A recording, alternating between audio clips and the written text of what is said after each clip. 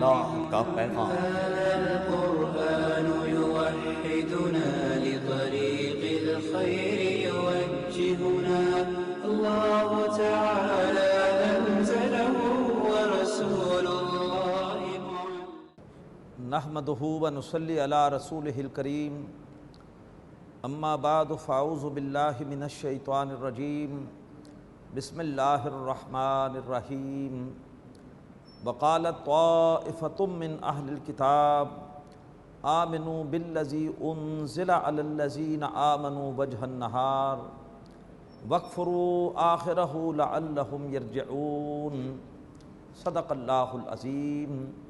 رب اشرح لی صدری ویسر لی امری واحلل عقدۃ من لسانی یفقہوا قولی آمین یا رب العالمین۔ یہود کو اس بات پر شدید جلن تھی، غصہ تھا کہ جو شخص بھی ایک بار مسلمان ہو جائے وہ پھر اسلام سے ہٹتا نہیں، اس سے اسلام کی ایک ساکھ کریڈیبلٹی قائم ہو رہی ہے۔ تو انہوں نے ایک سازش کی کہ ہم ایسا کرتے ہیں کہ صبح جا کر کلمہ پڑھ کے مسلمان ہو جاتے ہیں، سارا دن مسلمانوں کے درمیان رہیں گے اور شام کو پھر ہم کہیں گے کہ نہیں، ہم نے سارا دن آ کر باتیں سنی ہیں اور کوئی بھی اسلام میں حقیقت نہیں ہے، اور دوبارہ ہم اپنے یہودیت میں لوٹ آئیں گے۔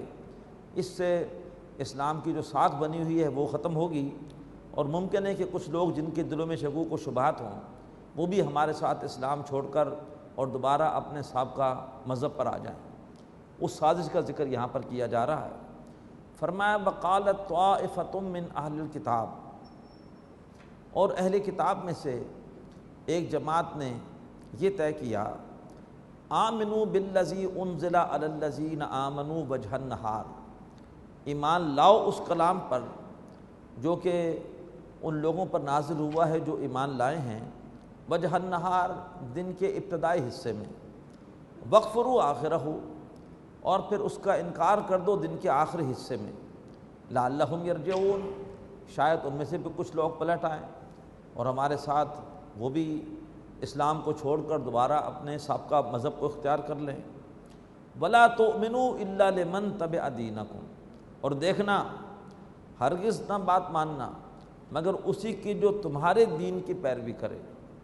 اب اللہ کی طرف سے جواب دیا گیا قل ان الہدی ھدی اللہ، اے نبی ان سے کہیے صلی اللہ علیہ وآلہ وسلم اصل ہدایت تو اللہ کی ہدایت ہے، ان یؤت احد مثل ما اوتیتم، کہ جو اب دی جا رہی ہے کسی اور کو جیسے کہ پہلے تمہیں دی گئی تھی، او یحاجوکم عند ربکم، تاکہ وہ اسے دلیل بنائے تمہارے خلاف تمہارے رب کے سامنے۔ قل ان الفضل بید اللہ، اے نبی ان سے کہیے کہ بے شک فضل کل کا کل اللہ کے اپنے ہاتھ میں ہے۔ اس نے پہلے فضل تمہیں دیا تھا، تمہیں ہدایت دی تھی، اب اللہ نے یہ فضل دے دیا ہے ان مسلمانوں کو، اور اللہ تبارک و تعالی نے مسلمانوں کو بتا دیا ہے کہ تم کس کس طریقے پر حق کو چھپا رہے ہو، اور یہ مسلمان اب انہی باتوں کو روز قیامت تمہارے خلاف اللہ کے سامنے بطور حجت بطور دلیل پیش کریں گے۔ کہیے فضل کل کا کل اللہ کے ہاتھ میں ہے، یؤتیہ من یشاء، اللہ جس کو چاہتا ہے عطا فرماتا ہے، واللہ واسع علیم، اور اللہ تبارک و تعالی بڑی وسعت والا اور سب کچھ جاننے والا ہے۔ یختص برحمتہ من یشاء، اللہ اپنی رحمت کے لیے خاص کر لیتا ہے جس کو چاہتا ہے، واللہ ذو الفضل العظیم، اور اللہ تعالیٰ بہت بڑے فضل والا ہے۔ اب دعوت کے حوالے سے جہاں ایک نقطہ یہ آیا کہ جب بھی کسی فریق کو دعوت دو تو بنیاد بناؤ، آغاز کرو قدر مشترک سے، اب اسی دعوت کے حوالے سے ایک اور اہم بات آ رہی ہے کہ اگر دوسرے فریق میں کوئی خیر کی بات ہے تو اس کو بھی تسلیم کرو، تاکہ محسوس ہو کہ یہ لوگ ہمارے جو ہے وہ صرف دشمنی نہیں ہے بلکہ یہ واقعتاً حق کی قدر کرتے ہیں، حق جہاں پر بھی ہو اس کا اعتراف کرتے ہیں۔ تو اب یہ دوسرا نقطہ آ رہا ہے دعوت کے حوالے سے، وَمِنْ أَهْلِ الْكِتَابِ، اہل کتاب میں سے ایسے لوگ بھی ہیں، من ان تامنہ بقنطار، کہ اگر تم ان کے پاس بطور امانت رکھاؤ ڈھیروں مال، یؤدہ الیک، تو وہ تمہیں لوٹا دیں گے، بڑے امانت دار ہیں، ڈھیروں مال بھی ان کے پاس ہو تو وہ بالکل امانت کے ساتھ، دیانتداری کے ساتھ پورا مال تمہیں واپس کر دیں گے۔ وَمِنْهُمْ، اور انہی اہل کتاب میں سے ایسے لوگ بھی ہیں، من ان تامنہ بدینار، کہ اگر تم ان کے پاس صرف 1 دینار بطور امانت رکھواؤ، لا یؤدہ الیک، تو وہ اسے تمہیں نہیں واپس کریں گے، الا ما دمت علیہ قائما، جب تک کہ تم ان کے اوپر بالکل کھڑے نہ ہو جاؤ، ان کے سر پہ کھڑے ہو جاؤ، زبردستی ان سے نکلواؤ تب وہ دیں گے۔ کیوں ایسی حرکت وہ کیوں کرتے ہیں؟ ذالک بانہم قالوا لیس علینا فی الامیین سبیل، اس لیے کہ وہ کہتے ہیں کہ غیر یہودیوں کے بارے میں ہم پر کوئی الزام نہیں ہے۔ یہ ہے یہودیوں کا عقیدہ جو ان کی کتابوں کے اندر لکھا ہوا ہے۔ مولانا مودودی رحمۃ اللہ علیہ نے اس مقام پر یہود کی کتابوں سے کوٹیشنز دی ہیں۔ ان کی کتابوں میں لکھا ہوا ہے کہ صرف انسان حقیقت میں صرف یہودی ہیں، باقی جتنے غیر یہودی ہیں وہ جینٹائلز ہیں، وہ گوئمز ہیں، ان کا مقصد یہودیوں کی خدمت ہے، لہذا شریعت کا معاملہ صرف ہوگا یہودی اور یہودی کے درمیان، غیر یہودی کے ساتھ کوئی شریعت نہیں ہے۔ آپ اپنے جانور سے جس طرح چاہیں کام لیں، اسی طرح آپ غیر یہودی سے جس طرح سے چاہیں اپنا کام نکالیں۔ لہذا ان کی کوٹیشن لکھی ہوئی ہے کہ اگر کسی یہودی کا کسی غیر یہودی سے جھگڑا ہو جائے تو چاہیے کہ قاضی اپنے قانون کو دیکھے، اگر اپنے قانون میں فیصلہ یہودی کے حق میں ہے تو اس کے مطابق فیصلہ کرے، اگر اپنے قانون میں نہیں ہے تو ان کے قانون میں دیکھے، اگر ان کے قانون سے یہودی کے حق میں فیصلہ آتا ہے تب یہودی کے حق میں فیصلہ کرے، اور اگر دونوں قوانین میں گنجائش نہ ہو تو پھر بھی کسی نہ کسی طرح یہودی کے حق میں فیصلہ کرے۔ تو یہ باتیں کھلم کھلا ان کے ہاں لکھی ہوئی ہیں۔ تو وہ کہتے ہیں کہ لیس علینا فی الامیین سبیل، غیر یہودیوں کے بارے میں ہم پر کوئی الزام نہیں، ہم جس طرح سے چاہیں ان کا خون چوسیں، ان کا استحصال کریں، ان کو ماریں، اللہ تعالی ہم سے نہیں پوچھے گا، شریعت صرف یہودیوں کے درمیان کے لیے ہے۔ وَيَقُولُونَ عَلَى اللَّهِ الْكَذِبَ، اور وہ اللہ تبارک و تعالیٰ کی طرف جھوٹ منسوب کرتے ہیں، وَهُمْ يَعْلَمُونَ، جبکہ وہ جانتے ہیں، جانتے بوجھتے وہ اس طرح کی غلط باتیں، غلط عقیدے وہ رکھتے ہیں۔ بلا، اللہ تبارک و تعالیٰ کا معاملہ کیا ہے؟ فرمایا کیوں نہیں، من اوفی بعہدہ، جو کوئی بھی اللہ کے ساتھ جو اس نے عہد کیا اس کو پورا کرے گا، واتقا، اور اللہ کی نافرمانی سے بچے گا، فإن اللہ یحب المتقین، تو بے شک اللہ تعالیٰ ایسے متقیوں سے محبت کرتا ہے، چاہے وہ کوئی بھی ہو، یہودی ہو، غیر یہودی ہو، جو بھی واقعتاً اللہ کا فرما بردار ہے، متقی ہے، اللہ کو اس سے محبت ہے۔ ان الذین یشترون بعہد اللہ وایمانہم ثمنا قلیلا، اور بے شک وہ لوگ جو اللہ تبارک و تعالیٰ کے عہد کا اور اپنی قسموں کا سودا کر لیتے ہیں تھوڑی سی قیمت کے عوض، اپنا ایمان بیچ دیتے ہیں، شریعت کے بجائے تھوڑی سی قیمت لے کر وہ شریعت کے خلاف کو طرز عمل اختیار کر لیتے ہیں، اولئک لا خلاق لہم فی الآخرہ، ایسے بد نصیبوں کے لیے آخرت میں کوئی حصہ نہیں ہے۔ اللہ تعالی ہمیں اس سے محفوظ فرمائے، اور ہر حال میں چاہے نقصان ہی کیوں نہ ہو اللہ ہمیں شریعت پر کاربند رہنے کی توفیق عطا فرمائے۔ فرمایا اولئک لا خلاق لہم فی الآخرہ، ایسے لوگوں کا آخرت میں کوئی حصہ نہیں، ولا یکلمہم اللہ، اللہ تبارک و تعالی ان سے بات تک نہیں کرے گا، ولا ینظر الیہم یوم القیامہ، اللہ تعالیٰ روز قیامت ان کی طرف دیکھے گا بھی نہیں، ولا یزکیہم، اور نہ انہیں پاک کرے گا۔ سورہ بقرہ میں وضاحت آ چکی، پاک کرنے سے مراد یہ ہے کہ بعض گناہ گاروں کو جن کے گناہ زیادہ ہوں گے نیکیوں سے، اللہ جہنم میں ڈال دے گا، جہنم میں ان کو پاک کیا جائے گا، آگ جو ہے وہ ان کے گناہوں کی علائشوں کو ختم کر دے گی، اور اس کے بعد وہ جہنم سے نکال لیے جائیں گے۔ جن کے دل میں بھی واقعتاً کچھ ایمان ہے، سچے مومن ہیں، تھوڑا سا بھی ایمان ہے، گناہ گار ہیں، نیکیاں کم کی گناہ زیادہ کیے، بالآخر پاک ہو کر جنت میں جائیں گے۔ لیکن ان کے بارے میں اللہ نے فرمایا کہ جو اس طرح سے اللہ کی آیتوں کا، احکامات کا سودا کریں، فرمایا ولا یزکیہم، اللہ ان کو پاک بھی نہیں کرے گا، وَلَهُمْ عَذَابٌ علیم، اور ایسے لوگوں کے لیے دردناک عذاب ہے۔ وَإِنَّ مِنْهُمْ لَفَرِيقًا يَلْوُونَ أَلْسِنَتَهُمْ بِالْكِتَابِ، اور بے شک ان میں سے ایک گروہ وہ بھی ہے کہ جو کتاب پڑھتے ہوئے اپنی زبان کو موڑتا ہے، لِتَحْسَبُوهُ مِنَ الْكِتَابِ، تاکہ تو سمجھو کہ وہ حصہ بھی کتاب کا ہے۔ جیسے ہمارے ہاں دیہاتوں میں دیہاتیوں کو متاثر کرنے کے لیے خاص انداز اختیار کیا گیا تبلیغ کا، کہ خطیب صاحب جب بیان کر رہے ہوتے ہیں تو جب آتا ہے کوئی مقام قرآن مجید کا پڑھتے ہیں تو اس کو وہ تھوڑی سی لے کے ساتھ پڑھتے ہیں، ذرا ایک اچھی آواز سے پڑھتے ہیں، اس سے لوگ متوجہ ہوتے ہیں اور لوگ یہ بھی سمجھتے ہیں کہ یہ بات جو بیان کی ہے خطیب صاحب نے، یہ بات جو ہے وہ قرآن کی ہے، انہوں نے قرآن کی آیت اس طرح سے پڑھی ہے، تو ایک انداز ہے۔ اب اگر فرض کیجئے کہ کوئی بات اپنے پاس سے کہنی ہو اور اس کو پڑھا جائے قرآن مجید کے اسی انداز میں تو لوگ سمجھیں کہ شاید یہ بھی قرآن مجید میں سے ہے۔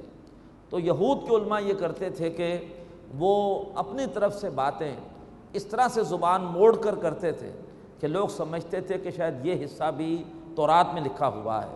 وما ہوا من الکتاب، حالانکہ وہ حصہ کتاب کا نہیں ہوتا تھا، ان کا من گھڑت ہوتا تھا۔ وَيَقُولُونَ هُوَ مِنْ عِنْدِ اللَّهِ، اور وہ دعویٰ کرتے تھے کہ یہ حصہ بھی اللہ کی طرف سے ہے۔ وما هُوَ مِنْ عِنْدِ اللَّهِ، حالانکہ وہ حصہ اللہ کی طرف سے نہیں ہوتا تھا۔ وَيَقُولُونَ عَلَى اللَّهِ الْكَذِبَ، اور وہ اللہ تبارک و تعالیٰ کی طرف جھوٹ منسوب کرتے تھے۔ وَهُمْ يَعْلَمُونَ، جبکہ وہ جانتے تھے۔ اب اس کے بعد پھر عیسائیوں کی طرف روئے سخن۔ حضرت عیسیٰ علیہ السلام نے ہرگز یہ نہیں کہا کہ میں خدا کا بیٹا ہوں، ہرگز نہیں کہا کہ میں بھی خدائی میں شریک ہوں، تین خدا ہیں، یہ God the father, God the son and God the mother, نہیں، ایسی کوئی بات انہوں نے نہیں کہی۔ انہوں نے یہی کہا کہ صرف ایک معبود ہے اللہ، اسی کی عبادت کرو۔ فرمایا ما کان لبشر، کسی بشر کے لیے ممکن نہیں، ان یؤتیہ اللہ الکتاب والحکمہ، کہ اللہ تبارک و تعالیٰ تو اسے کتاب دے اور اللہ تعالیٰ اسے حکم دے، حکمت دے، شریعت دے، والنبوہ، اور نبوت عطا فرمائے، ثم یقول للناس، اور پھر وہ لوگوں سے یہ کہنا شروع کر دے، کونوا عبادا لی من دون اللہ، کہ تم اللہ تعالیٰ کو چھوڑ کر میرے بندے بن جاؤ، ولیکن کونوا ربانیین، بلکہ وہ تو یہی کہے گا کہ رب والے بن جاؤ، اللہ والے بن جاؤ، بما کنتم تعلمون الکتاب، جیسا کہ تم خود کتاب کی یہ باتیں دوسروں کو سکھاتے ہو۔ یہود کے علماء سے کہا جا رہا ہے یا عیسائیوں کے مذہبی پیشواؤں سے کہا جا رہا ہے کہ جیسے تم یہ خود باتیں کتاب کے ذریعے سکھاتے ہو، کتاب میں کہیں شرک کا ذکر نہیں ہے، کتاب میں تو توحید ہی کی بات ہے۔ وَبِمَا كُنْتُمْ تَدْرُسُونَ، اور جیسے خود تم کتاب میں پڑھتے ہو۔ وَلَا يَأْمُرَكُمْ، اور ممکن نہیں ہے کہ وہ اللہ کا نیک بندہ جس کو اللہ نے کتاب اور حکمت یا شریعت یا نبوت دی ہو، وہ تمہیں یہ حکم دے، ان تتخذوا الملائکۃ والنبیین اربابا، کہ تم فرشتوں کو اور نبیوں کو اللہ کو چھوڑ کر رب بنا لو۔ ایامرکم بالکفر، کیا وہ نبی تمہیں آ کر کفر کا حکم دے گا؟ بعد اذ انتم مسلمون، اس کے بعد کہ تم مسلمان ہو چکے ہو۔ اب اس کے بعد ایک عہد خاص کا ذکر ہے۔ اللہ تعالیٰ نے ازل میں دو عہد لیے، ایک عہد لیا تمام انسانوں سے، ہم تمام انسانوں کی روحوں کو اللہ نے بنایا، ان سب کو جمع کیا اور اللہ نے ان سے پوچھا الست بربکم، کیا میں تمہارا رب نہیں ہوں؟ قالوا بلا، سب نے کہا کہ اے اللہ آپ ہمارے رب ہیں۔ یہ تو تھا عہد عمومی، اور ایک عہد خصوصی ہوا صرف انبیاء اکرام سے، اور وہ عہد اللہ نے ان سے لیا نبی اکرم صلی اللہ علیہ وآلہ وسلم کی رسالت کے حوالے سے۔ فرمایا وَإِذْ أَخَذَ اللَّهُ مِيثَاقَ النَّبِيِّينَ، اور یاد کرو جب کہ اللہ تعالیٰ نے انبیاء اکرام علیہ السلام سے عہد لیا، لَمَا آتَيْتُكُم مِّن كِتَابٍ وَحِكْمَةٍ، کہ جب میں تمہیں دوں گا کتاب بھی اور حکمت بھی یا شریعت کا علم بھی، ثُمَّ جَاءَكُمْ رَسُولٌ مُصَدِّقٌ لِمَا مَعَكُمْ، اور پھر تمہارے پاس آئیں گے رسول صلی اللہ علیہ وآلہ وسلم جو ان کتابوں کی تعلیمات کی تصدیق کریں گے جو تمہارے پاس ہیں، لَتُؤْمِنُنَّ بِهِ، تو تم ضرور ان پر ایمان لانا، وَلَتَنْصُرُنَّ، اور تم ضرور ان کی مدد کرنا۔ قَالَ أَقْرَرْتُمْ، اللہ تبارک و تعالیٰ نے پوچھا رسولوں سے، انبیاء سے کہ کیا تم اس بات کا اقرار کرتے ہو؟ وَأَخَذْتُمْ عَلَىٰ ذَلِكُمْ إِصْرِي، اور کیا تم اس بات پر میرا عہد وہ پکڑتے ہو، قبول کرتے ہو؟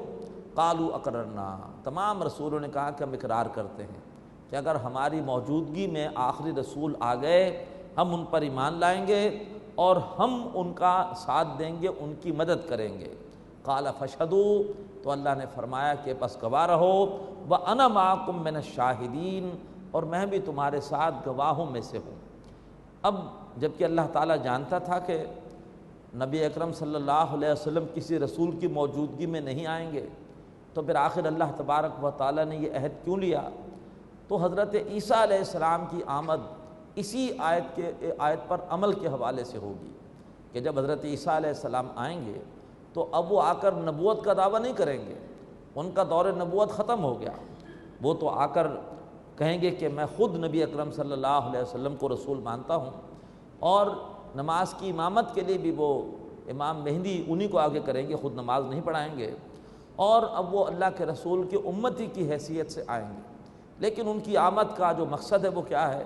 اللہ تبارک و تعالیٰ نے ہر رسول کے سامنے ان کے انکار کرنے والوں کو ہلاک کیا۔ یہود کو اللہ نے ایک مہلت دی، یہود نے مہلت سے فائدہ نہیں اٹھایا، تو ان کی دوبارہ آمد کا مقصد اللہ کی سنت کو پورا کرنا ہے۔ حضرت عیسیٰ علیہ السلام کے سامنے ایک ایک یہودی وہ ہلاک ہوگا۔ مزید اس کی حکمت کیا ہے؟ وہ یہ ہے کہ تمام لوگوں کو یہ بتانا ہے کہ دیکھو تمہارے رسول یہ عہد کر چکے ہیں کہ اگر ان کے سامنے آخری رسول آئے وہ ان پر ایمان لائیں گے اور ان کا ساتھ دیں گے۔ تم اپنے رسول کو مانتے ہو کہ نہیں مانتے ہو؟ اگر مانتے ہو تو جو عہد تمہارے رسول نے کیا ہے اس عہد کا اطلاق تم پر بھی ہوتا ہے، اس عہد کی بائنڈنگ تم پر بھی ہے۔ تو لہٰذا اگر یہودیوں تو موسیٰ علیہ السلام کو مانتے ہو تو موسیٰ علیہ السلام نے تو یہ عہد کیا تھا کہ میں آخری رسول پر ایمان لاؤں گا، ان کا ساتھ دوں گا، تو کیا تم اپنے رسول کی بات کو نہیں نبھاؤ گے؟ کیا تم ان کے عہد کو پورا نہیں کرو گے؟ یہ اصل میں حجت قائم کی جا رہی ہے یہودیوں پر، عیسائیوں پر۔ فرمایا فمن تولی بعد ذالک، تو جو کوئی بھی اس عہد کے بعد پھر گیا۔ اب ظاہر بات ہے نبی تو نہیں پھر سکتے، وہ تو معصوم ہیں، اللہ کے پیغمبر ہیں، اس سے مراد نبیوں کے امتی ہیں، ان پر بھی اس عہد کا اطلاق ہوگا۔ اس لیے کہ اگر میرے نبی نے کوئی عہد کیا ہے، میں نبی کو مانتا ہوں، تو پھر جو نبی کا عہد ہے وہ میرا عہد ہے، مجھے اس عہد کی پاسداری کرنی ہے۔ تو فرمایا کہ جو کوئی بھی اس کے بعد اس عہد سے پھرا، یعنی جو بھی کسی نبی کا امتی اس عہد سے پھرا، فَأُولَٰئِکَ هُمُ الْفَاسِقُونَ، تو پھر ایسے لوگ ہی اللہ کے باغی اور نافرمان ہیں۔ أَفَغَيْرَ دِینِ اللَّهِ يَبْغُونَ، کیا وہ اللہ کے دین کے سوا کسی اور دین کو تلاش کر رہے ہیں؟ دین سے مراد کیا ہے؟ دین بنیادی طور پر کہتے ہیں بدلے کو، مالک یوم الدین، اللہ بدلے کے دن کا مالک ہے، لیکن بدلہ ہوتا ہے کسی قانون کے تحت۔ تو قرآن مجید میں یہ لفظ دین قانون کے لیے آیا، سورہ یوسف میں دین الملک، بادشاہ کے قانون کے مطابق یوسف علیہ السلام اپنے بھائی کو مصر میں نہیں روک سکتے تھے، اللہ نے ان کے لیے خاص تدبیر فرمائی۔ قانون بنتا ہے نظام کے تحت، بادشاہت ہوگی تو بادشاہ قانون بنائے گا، جمہوریت ہوگی تو عوام کے نمائندے اسمبلیوں کے اندر بیٹھ کے قانون بنائیں گے۔ تو لفظ دین نظام کے معنی میں آیا۔ فرعون کے الفاظ آتے ہیں سورہ مومن میں کہ ان یبدل دینکم، مجھے خطرہ ہے کہ موسیٰ علیہ السلام تمہارے نظام کو بدل دیں گے۔ نظام وہ ہے کہ جس کی اطاعت ہو، اگر اطاعت نہیں ہو رہی تو وہ نظام ہے ہی نہیں۔ اگر آج ہم یہاں پر بیٹھ کر کوئی قانون بنا دیں تو ہمارے قانون کی کوئی حیثیت نہیں، اس لیے کہ ہمارے پاس قوت نافذہ نہیں ہے۔ تو لفظ دین قرآن مجید میں اطاعت کے لیے بھی آیا، یہاں پر دین اسی اطاعت کے معنی میں ہے۔ فرمایا کہ کیا وہ اللہ کی اطاعت کے سوا کسی اور کی اطاعت کرنا چاہتے ہیں؟ وَلَهُ أَسْلَمَ مَنْ فِي السَّمَاوَاتِ وَالْأَرْضِ، حالانکہ اللہ کا حکم مان رہی ہے، اللہ کی اطاعت کر رہی ہے، اللہ کے احکامات کے سامنے سر جھکا رہی ہے، ہر وہ شے جو آسمانوں میں اور زمین میں ہے، ہر وہ شے۔ سورج اللہ کے حکم سے کام کر رہا ہے، چاند اللہ کے حکم سے کام کر رہا ہے، بارشیں اللہ کے حکم سے برستی ہیں، ہوائیں اللہ کے حکم سے چلتی ہیں۔ پوری کائنات کا ایک ہی ترانہ ہے کہ اللہ تبارک و تعالیٰ کی اطاعت کرنی ہے۔ بلکہ مولانا مودودی رحمۃ اللہ علیہ نے بڑا پیارا ان کا کتابچہ ہے، چھوٹا سا، بچوں کو ضرور پڑھائیے، دینیات، اس میں انہوں نے لکھا ہے کہ خود ہمارے وجود پر بھی اللہ تبارک و تعالیٰ کا اکثر و بیشتر حکم خود بخود چل رہا ہے۔ ہماری عمر بڑھتی ہے تو اللہ کے حکم سے، ہمارے اگر بال نکلتے ہیں تو اللہ کے حکم سے، ہمارا خون گردش کرتا ہے تو اللہ کے حکم سے، ہمارا پورا وجود اللہ کے حکم سے کام کر رہا ہے۔ اللہ نے ہمیں تھوڑا سا اختیار دیا ہے امتحان کے لیے، اب اللہ چاہتا ہے کہ ہم اس اختیار کو بھی پوری کائنات کے ساتھ ہم آہنگ کر دیں، اور ہم اس اختیار میں بھی اللہ کی اطاعت کریں۔ بڑا تھوڑا سا اختیار ہے، ورنہ کوئی انسان نہیں چاہتا کہ بوڑھا ہو، لیکن بوڑھا ہوتا ہے۔ کوئی نہیں چاہتا اس کے بال سفید ہو، لیکن بال سفید ہوتے ہیں، ہمارا اختیار ہے ہی نہیں۔ بڑھاپا آتا ہے، کمزوری آتی ہے، تو ہم تو سراپا اللہ کے اختیار میں ہیں۔ اللہ نے تھوڑا سا اختیار دیا ہے کس لیے؟ تاکہ امتحان ہو جائے کہ یہ 1.5 انچ کی الگ مسجد بناتا ہے، اور یا یہ ہے کہ پوری کائنات کے ساتھ ہم آہنگ ہو کر اللہ تعالیٰ کی اطاعت کرتا ہے۔ تو وَلَهُ أَسْلَمَ مَنْ فِي السَّمَاوَاتِ وَالْأَرْضِ، ہر وہ شے جو آسمانوں میں ہے اور ہر وہ شے جو زمین میں ہے، وہ تو اللہ تعالیٰ کا کہنا مان رہی ہے، طَوْعًا وَكَرْهًا، چاہے خوشی خوشی اور چاہے مجبوری کے ساتھ، وَإِلَيْهِ يُرْجَعُونَ، اور ہر شے کو اللہ کی طرف ہی لوٹ کر جانا ہے۔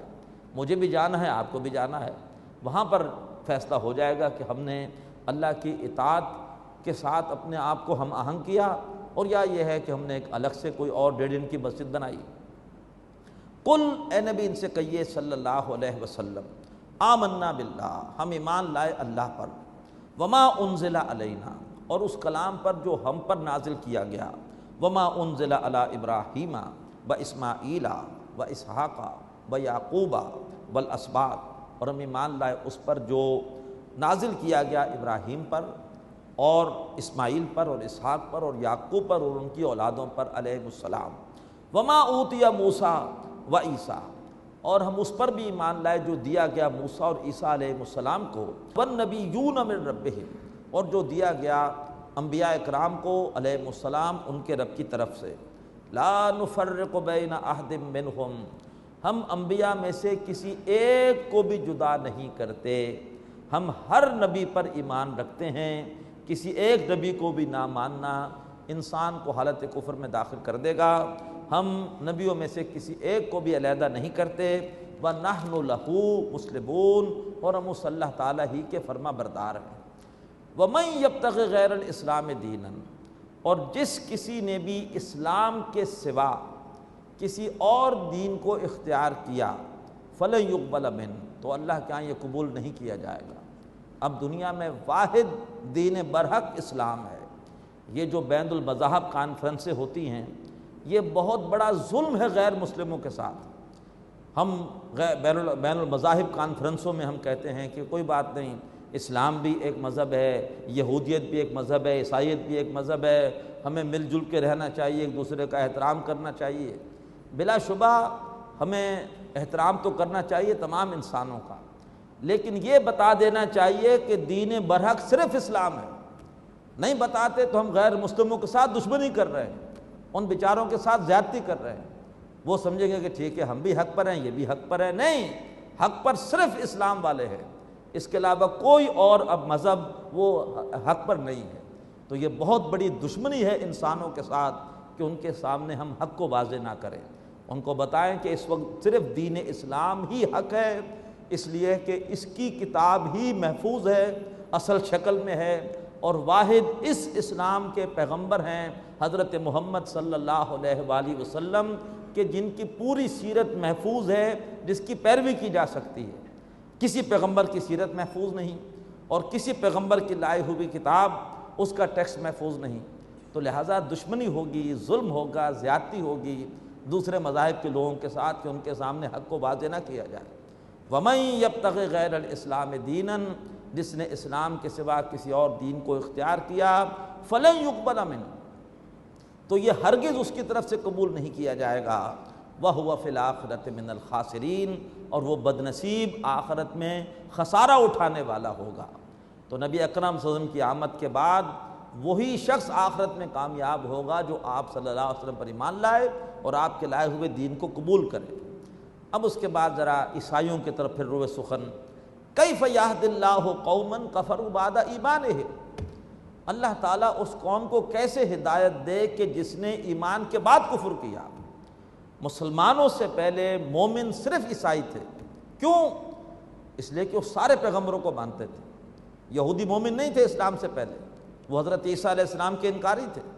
صرف عیسائی مومن تھے اس لیے کہ وہ حضرت آدم سے لے کے حضرت عیسیٰ تک جتنے پیغمبر تھے سب کو مانتے تھے، واقعی مومن تھے، مسلمان تھے۔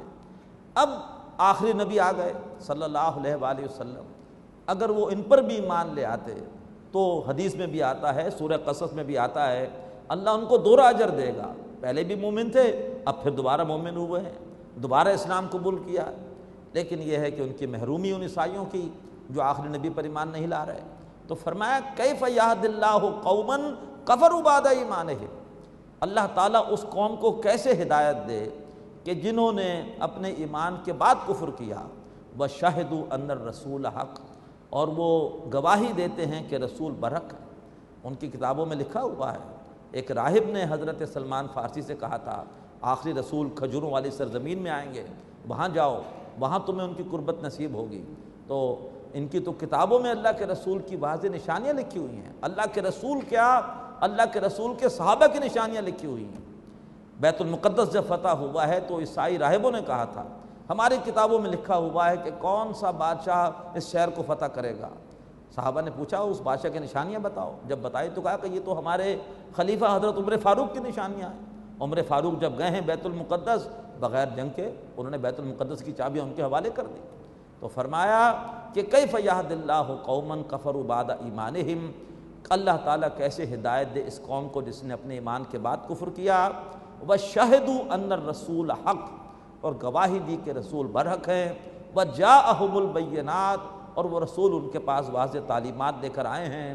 واللہ لا یہدی القوم الظالمین، اللہ تعالیٰ ایسی ظالم قوم کو ہدایت نہیں دیتا۔ بارک اللہ لی ولکم فی القرآن العظیم ونفعنی وإیاکم بالآیات والذکر الحکیم۔